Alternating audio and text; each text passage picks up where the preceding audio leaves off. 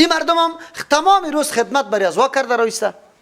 اینی را میگه این روش مستکبرین است. در او زمان فرعون سبک شمرده بود چیست نظریات قوم خدا، احمق ساخته بود. دیگه طایفه ها وجود داره، ملا ها وجود داره، از ما گرفته تا آخری را پیران وجود داره. تابعدارای خدا نمیمانه که چشمشان باز شود، همیشه در زیر لف نگاه میکنه شونه. چرا میگه کی میگه در ترجمه قرآن نرو؟ شما بگوی ها؟ چرا میگه؟ مولان برات میگه در ترجمه قرآن نرو، پیر صاحبان برات میگه در ترجمه قرآن نرو، میگه نمیگه؟ چرا میگه؟ باز چشم در قرآن باز میشه، باز مولا صاحب سرسایه نمیدی، پوست قربانی نمیدی، ختم سرش نمیکنی، باز ایلی اسقاط پیسه برش نمیدی، باز مولا صاحب از جاغه محکم میگیری که امام است یا نه. برای ما حدیث بخوان، ترجمه قرآن شروع کن. ما چه نیاز دارم که برم این چاره انصاری ده یخی 2 ساعت در موتر از این طرف تیر میشه، 2 ساعت از اون طرف، پیسیم دیگه مصرف میشه. برای ما در تمام سال یک رکوع 3 آیت ترجمه قرآن کو، یک حدیث برام بگو، بیدار میشه مردم. مولا صاحب نمیماند که در ترجمه قرآن بگه.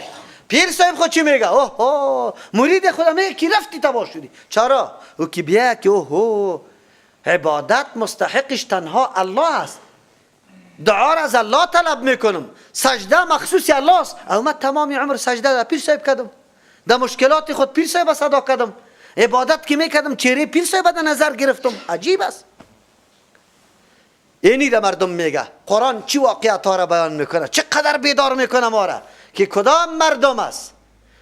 ما براتان میگیم در ترجمه من نشینه، در 10 ترجمه دیگه بشینه، پشت حقیقت بگرده، پشت دلیل بگرده، خب مطالعه تان خب همینطور تکمیل کنه، راه را انتخاب کنه برای خودتان. الله تبارک و تعالی در مسئله تفکر و اختیار عقیده انسانها را آزاد گذاشته، مجبور کرده. لا اکراه فی الدین، در قبولیت دین قطعا مجبوریت نیست.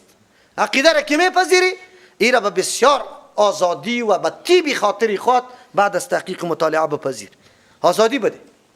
او روز هم گفتم برنامه ها را علنی کرده نمیتونه، امو چیزی را که خودشان میگه که فقط ما حق هستیم، امو را بیرون به کسی دیگری بگه پیش کرده نمیتونه. میفهمه که آدمی فهمیده که بیا اخی کلی حرکت های ما را بیهوده فکر میکنه، دیگران هم از راه میکشه. اونو ترگه پس قرآنی واقعیت گفت، آلی که ما بیدار میشیم نمیشیم و کاری الله دست. تا آلی را دنیا سر ما همیتور کار کرده، عقولی ما را نعوذ بالله دزدیده، ما را موقع نداده یکی بینایی و بصیرت ما چی شوه؟ پیدا شوه و ما حق شناس شویم. نه، ما را دور داده، ما را نگذاشته که ما مفکوریم و وسعت پیدا بکنه.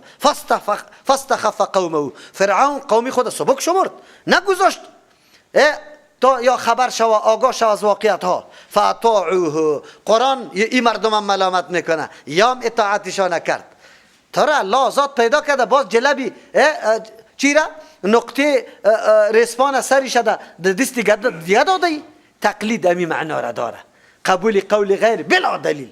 بس بده دستی خود دستی ازو بده کش کنه هر طرف که گده چا میفتی که در راه صحیح میری.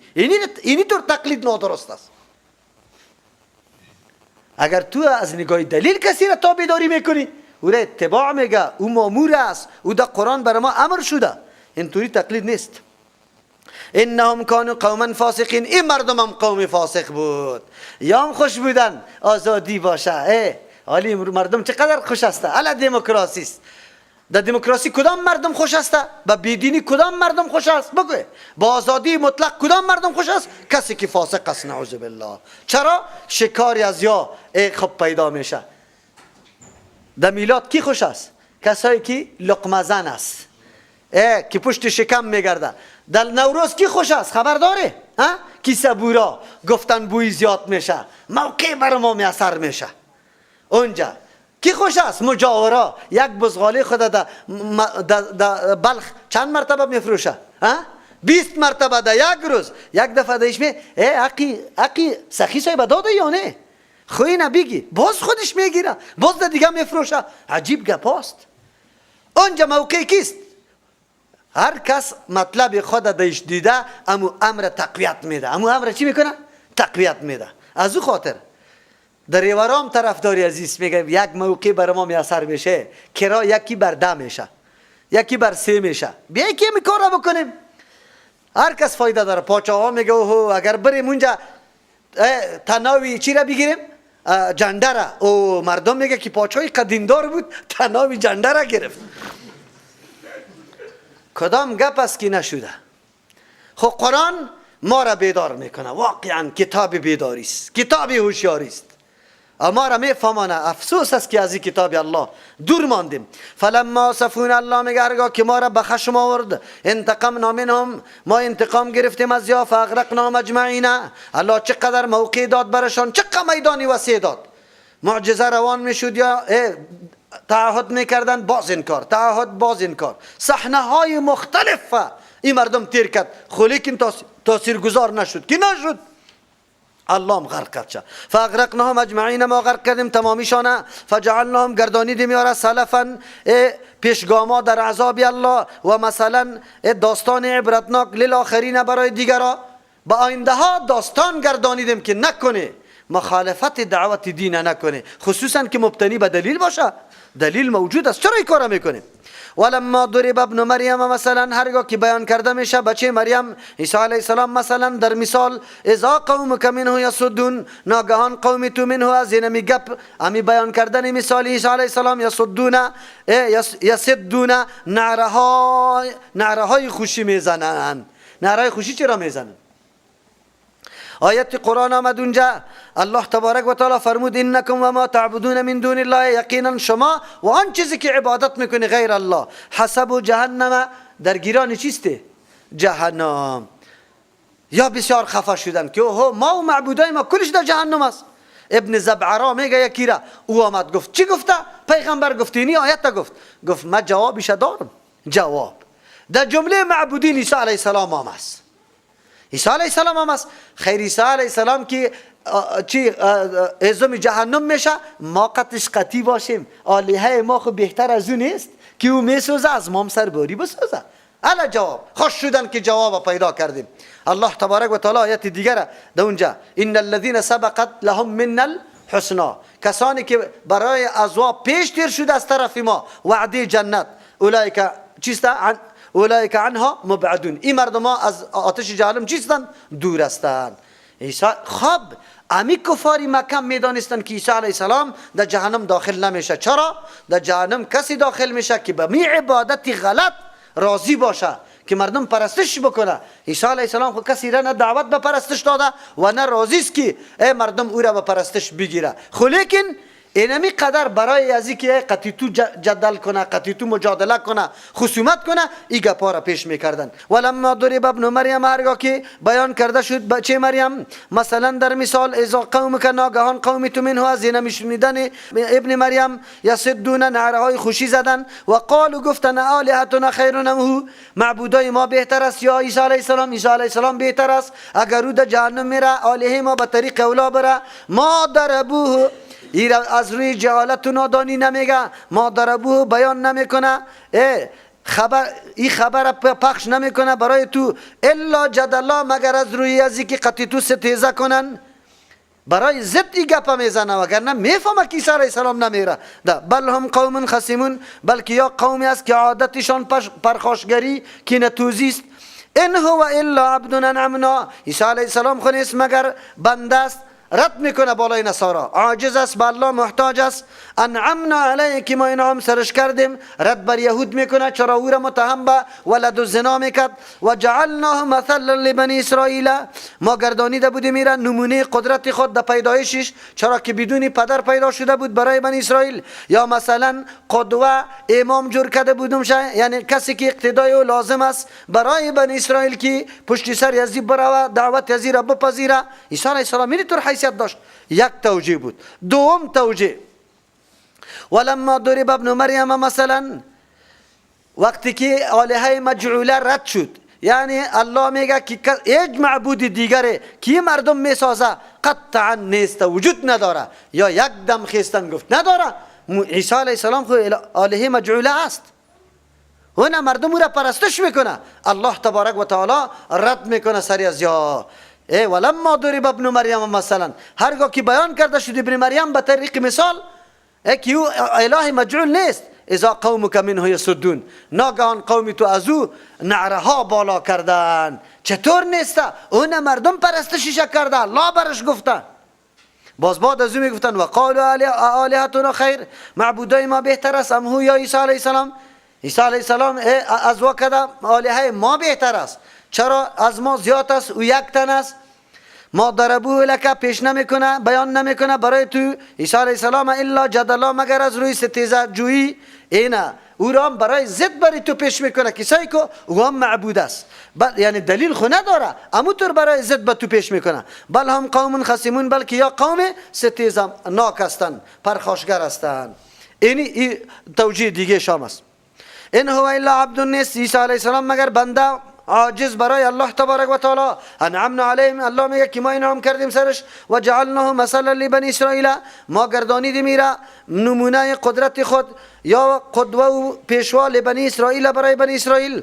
ولو نشاء لجعلنا منکم، اگر ما نشاء بخواهیم لجعلنا منکم، میگردانیم از شما ملائکتا، ملائک یعنی از شما اولاد ملائکه پیدا میکنیم، یک ترجمهش است. دوم لجعلنا، پیدا میکنیم منکم، در عوض شما ملائکتا، ملائکه فی الارض، در روی زمین، یخلفون، که بجای شما و بیاید و جانشین شوه، نایب شوه، و را پیدا میکنیم. یعنی اصرار ما سر عبادت به سوی ما این معنا را نداره که ما نیازمندی به عبادت شما داریم. اگر الله میخواست عبادت، الله نیاز به عبادت میداشت، ملائکه پیدا میکرد در جای شما در روی زمین که ادنا لحظم نافرمانی کی را نمیکرد، الله تبارک و تعالی را نمیکرد. لیکن منظور است که شما راهیاب شوی، شما در عذاب الله گرفتار نشوی. اصرار یا اینقدر مداومت برای یا تاکید برای فرمانبرداری الله به این خاطر میشه که منفعت خودتان است. و انه لعلم للساعه، یقینا عیسی علیه السلام سبب علم قیامت است، سبب علم قیامت است. زمانی که ظاهر میشه عیسی علیه السلام، معلوم میشه که قیامت نزدیک است. چرا؟ ده علامه کبرا را برای قیامت ذکر کرده در حدیث پیغمبر علیه السلام. یکیشم کیست؟ نزولی کیست؟ عیسی علیه السلام. یک مانا. و انه لعلم للساعه، در یک روایت لعلم للساعه، نشانه برای قیامت است، نشانه برای قیامت است. یعنی نشانه قیامت به خاطری است که وقتی آمدن ازی قیامت دیگه خیلی قریب میشه. فلا تمترن بها، پس اجنوا شک را ندیده دلی خود بها در مورد قیامت. واتبعون، تابعداری مرا بکنه. بگو به مردم که شما شک نکنه، تابعداری مرا بکنه. پیغمبر علیه السلام الله میگه که مردم اینطور بگو، تابعداری مرا بکنه. با وصفی که عیسی علیه السلام میاد تابعداری مرا بکنه، عیسی علیه السلام هم تابعداری مرا میکنه. این را اشاره باریک میگه که نزول عیسی علیه السلام هم بازم تابعداری از کیست؟ از محمد رسول الله صلی الله علیه وسلم است. هذا صراط مستقیم، اینمی رای برابر است. کدام دعوتی که ما پیش کردیم پیغمبر علیه السلام میگه اینمی رای مستقیم است. چرا؟ کدام رای مستقیم؟ که شما را از راههای خطرناک نگاه میکنه، او اموری خطرناکی که شروع داره امی را براتان بیان میکنه. پیغمبر علیه السلام است که با واسطه قرآن و حدیث حالات پیشی ما را بر ما پیش میکنه. ولا یصدنکم الشیطان، شما را منع نکنه شیطان شما را منع نکنه از عقیده کردن به این مورد. عیسی علیه السلام بنده الله است، شیطانی تو وانمود نکنه که نه او ابن الله بود، عین الله بود، نعوذ بالله. اینطوری نشو. یک، شما را منع نکنه شیطان که بگوید در مورد پایین شدن عیسی علیه السلام و در مورد حیات عیسی علیه السلام رقم تشویشا براتان پیدا شود. گروه های پیدا میشه میگه خبر واحد دلیل نیست، خبر واحد و این عقیده سرش ثابت نمیشه. وقتی که مقدمه رمان بعد از او میگه که نزول عیسی علیه السلام به خبر واحد ثابت است، حیات عیسی علیه السلام به خبر واحد ثابت است، خروج مهدی به خبر واحد ثابت است، از او خاطر قابل عقیده نیست. اینطور گروه ها پیدا میشه. قرآن بر ما میگه ولا یصدنکم، شما را منع نکنه شیطان رقم وسوسه ها در مورد عیسی علیه السلام براتان نندازه. انه شیطان لکم، برای شما عدو مبین، دشمن آشکاراست، آشکارا دشمنی قط شما داره. چرا؟ امور ثابته حق از شما میگیره، نعوذ بالله دیگه طرف توجه شما را میگردانه. ولما جاء عیسی بالبینات، هرگاه که آمد عیسی علیه السلام بالبینات، بامرای معجزات. قال گفت عیسی علیه السلام قد جئتکم بالحکمت، یقینا ما آمدیم برای شما بالحکمت، با نبوت آمدیم، یا بالحکمت با علم رسالت آمدیم. حکمت حکمت کمال علمی و عملی را میگه، کم از نگاه علم کامل باشی و هم از نگاه عمل. از دو خاطر اینجا چی ترجمه میکنیم؟ قد جئتکم بالحکمت، آمدیم برای شما به حکمت. اینجا حکمت عبارت از نمو عقاید حق است، تمامی برنامه های درست که انسان توسط از او درجه کمال خود میرسه و در عقیده و عمل مطلقا مانع میشه. امو رقم علم حاصل کردن که تو در عقیده و عمل منحرف نشوی، برنامه درستی ترقی انسانی برات موجود باشه، عقیده صحیح برات بیان شوه، اینی را به نام حکمت یاد میکنه. عیسی علیه السلام میگه ما آمدیم برای شما به حکمت. یکی ولی ابین لکم، معجزاتم آوردیم که تایید و تصدیق مرا میکنه، حکمتم براتون آوردیم. ولی ابین، بر علاوه ازی واضح میسازم لکم برای شما بعد الذی، بعضی او چیزا را تختلفون فیه که شما درش اختلاف میکرده، بعضی او چیزا را. ای به مثل عزیزته لیحل لکم بعد الذی، بگوی حرم علیکم، که من حلال بیان حلتی بعضی او چیزا را بکنم که چی کرده؟ حرام کرده شده. یعنی کدام چیزا را که از خود مردم جور کرده داخلی امی دین ساخته، او را من بیان بکنم و را براتون واضح بسازم. چرا اختلاف دمی بود؟ یا نظریات خود ساخته مردم را، یا اختلافات از یا که در کتاب پیدا شده، او اختلافات ما بیان کنم. خو اینجا سوال وارد میشه که بعد الذی بعض اختلافات بیان کنه، چرا کل اختلافات بیان نمیکنه؟ جواب اینم اینجاست که اختلافات دو قسم است. یکی اختلافاتی است که سرنوشت ساز است، بسیار تاثیر داره در عقیده، در عمل، در افراد، در جامعه اثری منفی داره، او اختلاف باید بیان شود. لیکن یک اختلاف است در نظریاتی چی؟ بگوی که سرنوشت ساز نیست، او اختلاف تاثیر در عقیده و عمل نداره، مردم در انحراف واقع نمیشه. انبیاء علیهم السلام در صدد او اختلافاتی است که او مضر می باشد، تاثیر در انحراف جامعه یا فرد داشته باشه، اونو طور اختلاف بیان میکنه. حال یک آدم اختلاف دایی میکنه که والا آسمان از چی ساخته شده، مسافت بین دو آسمان چقدر است، مادری موسی علیه السلام چی نام داشت. این اختلافات منجر به این نمیشه که سبب نعوذ بالله تفرقه و گپا شوه او فایده هم نداره. آسمان از چی چیز جور شده، حرکت شمس چی رقم است، با چی مقدار تیز است، مهتاب آفتاب، اینی طور گپا. این اختلافات پیغمبران علیهم السلام در صددش نیست. چرا؟ یا تاثیر در انحراف جامعه و فرد نداره، اما اختلافی که تاثیر در عقیده و عمل داره و در این امتهای سابقه پیدا شده، او را باید حل بکنه. پیغمبر علیه السلام هم امو اختلافاتی که در دو گروه سابق پیدا شده بود برای انحراف، مثل که عیسی علیه السلام یک تعداد غلو کردن به الوهیت رساندن، یک تعداد نعوذ بالله میگفت ولد زناست در سری دار بکشه. قرآن امو اختلاف بیان کرد. از امو خاطر است که اختلافات دو قسم است. یک اختلافاتی است که قابل عزیز که مرفوع شود از بین بره، یک اختلافاتی است که او قابل از بین بردن نیست، او هیچ تاثیر نداره در انحراف. از دو خاطر همیشه در صدد او اختلاف میشه که او اختلاف تاثیر داره، تاثیر منفی داره. ما امروز اختلافاتی که میکنیم میبینیم که مردم طرف شرک روان است، قبر پرستی روان است، شخصیت پرستی روان است، دشمنی با سنت رسول الله میکنه. یعنی طور اختلافات ما بیان میکنیم، اما او اختلافی که سبب جدایی نیست. رفع الیدین میکنی نمیکنی، دست در سینه میمانی، زیر ناف میمانی، هیچ گپی نیست، هیچ کدام گپی نیست. قرائت خلف الامام میکنی نمیکنی، این فرق بین افضل و مفضول است و ما ایرا دامن نمیزنیم، دامن ایرا میزنیم. اول اختلاف مسئله تقلید است، کورانه. یک امام نظریاتش از خشک و تریش میپذیری، امام دیگه ولو که قولش بالکل موافق 100% حدیث است، او را دور میندازی. اینجا نزاع ما و توست و اختلاف از این نگاه ما پیش میبریم. ما وگرنه در غیر از او دیگه اختلاف نداریم. فاتقوا الله، پس بترسی از الله تبارک و تعالی، یعنی نظام و دستورات الله را بپذیری و اطیعوه، اطاعت مرا بکنه. کل شریعت هایی که انبیاء علیهم السلام آورده دو برنامه داره، یک برنامه دعوت به سوی نظام الله، دوم برنامه به نقشه پیغمبر حرکت کردن. اینجا عیسی علیه السلام قوم خود امیر میگه فاتقوا الله، از الله بترسه. چی معنا؟ تقوای الله را میگه انجام دادن کل ماموراتش و اجتناب کردن از کل منهیاتش. نظام الله است. خو همین نظام به کدام نقشه پیروی کنیم؟ و اطیعون، تابعداری مرا بکنه، به نقشه ما بیای، از خود نقشه ها جور نکنه. ما امروز قطعی دیگه علما که اختلاف داریم سر همین، به نقشه پیغمبر بریم، نکته ها را مصلحت ها را ما نکشیم که میلاد اینی فایده داره، فلان اینی فایده داره، پشت فایده ها نمیگردیم، فقط نقشه پیغمبر را تعقیب میکنیم. ما میگیم ولو که هر قدر امر مهمه تو بکشی فایده زیاد داشته باشه، خب پیغمبر و صحابه نکرده، ما او را بدعت میگم، او قابل نیست که پیروی شوه. این نزاع ماست، این اختلاف ماست. ان الله هو ربی و ربکم. در مورد عیسی علیه السلام نظریات متنوع بود. قوم خود خطاب میکنه، تاکید میکنه سر ازی که فقط بندگی برای الله است و ما بنده الله هستم، بندگی خاص است برای الله و ما بنده الله تبارک و تعالی هستم. دیگه از او خاطر جمله های پی در پی که کلش نمایندگی است چی میکنه؟ بگه مستحق بودن الله برای عبادت. چی میگه؟ ان الله یقینا الله و ربی، امی الله مالک متصرف امام است و ربکم مالک متصرف شما هم است. فاعبدوا، یک الله را پرستش کنید. چرا؟ دلیل هم است.